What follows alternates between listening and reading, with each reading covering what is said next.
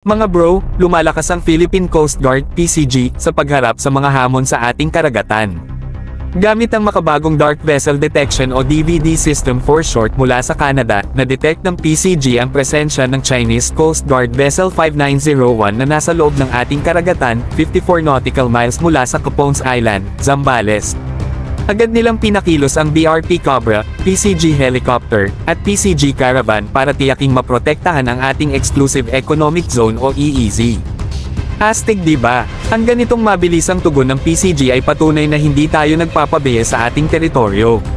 Mabilis na kinumpirma ng MRRB 4409 at PCG Caravan ang lokasyon ng Chinese vessel at tiniyak na may sagot ang bawat kilos nito. Kung ganito ang tuloy-tuloy na pagpapalakas sa ating maritime forces, hindi basta-basta kayang baliwalain ang presensya ng Pilipinas sa rehiyon. Mga bro, hindi lang ito basta monitoring. Ipinakita ng PCG na kaya nilang sumabay sa hamon gamit ang advanced technologies at mas pinalawak na kapasidad.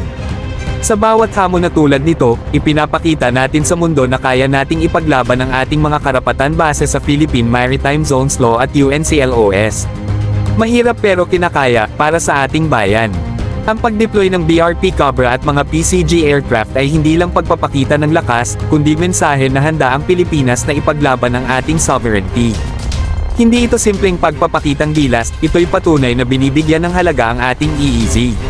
Sana all, mga bro, ganito katibay sa prinsipyo at aksyon. Napakalaki ng papel ng teknolohiya tulad ng DVD system sa tagumpay ng mga misyon tulad nito. Kung magpapatuloy ang ating modernisasyon, makakasiguro tayo na ang bawat sulok ng ating karagatan ay mababantayan.